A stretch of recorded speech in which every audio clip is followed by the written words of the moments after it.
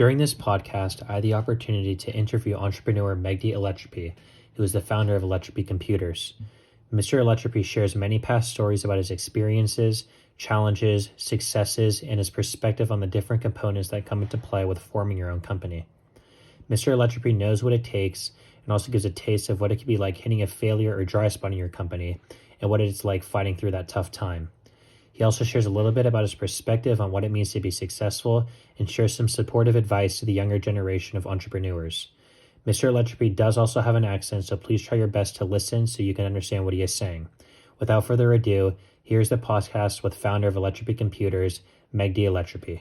What motivated you to first start your own company, and why did you want to?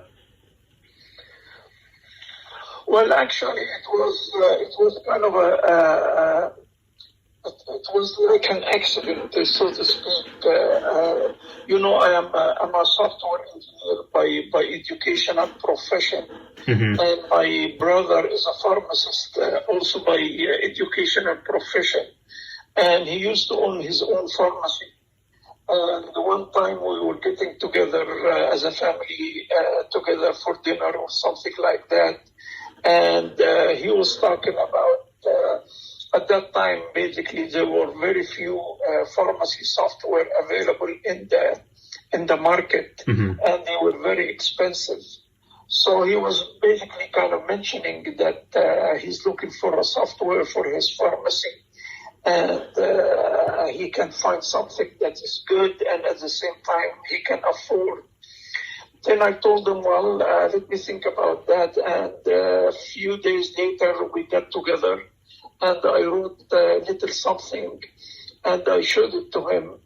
And he said, wow, that's something that we probably can build on. So this is basically how it came. We decided that this is basically using his experience as a pharmacist at that time.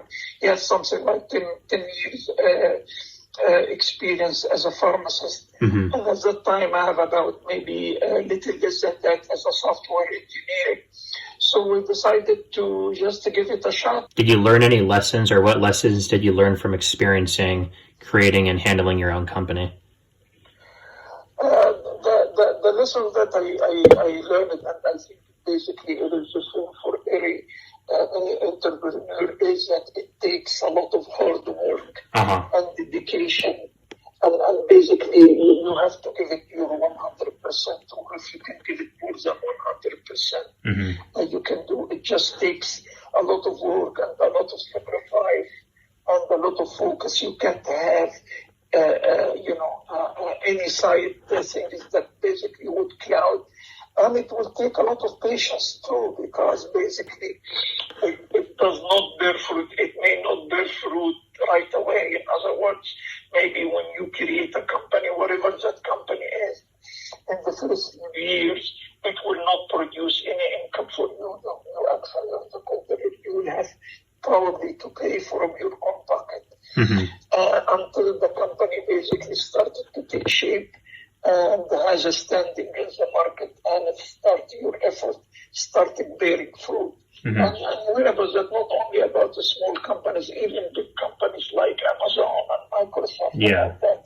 When you hear the story of them, in the first several years, they were losing money. They were basically paying money from their own pockets until the company becomes known and established itself and started actually producing more return for their work. What interested you in getting involved with sophomores and then helping softwares and then helping out with the medical field? It was really, again, among all my brothers and sisters, I'm the only one whose education was not in the medical field. All my other brothers and sisters are either doctors or pharmacists. So basically, I have been connected to the medical field, not through education, but just through the relationship that I had with my family. And it almost really, for all of us, the medical field looked like the field that is really, I would wanted to get involved in, although my education was not in the medical field, because it's a field field that helps people get you connected with people and improve their lives and their quality of life. How would you define success? I define success by how your clients talk about you. Basically, in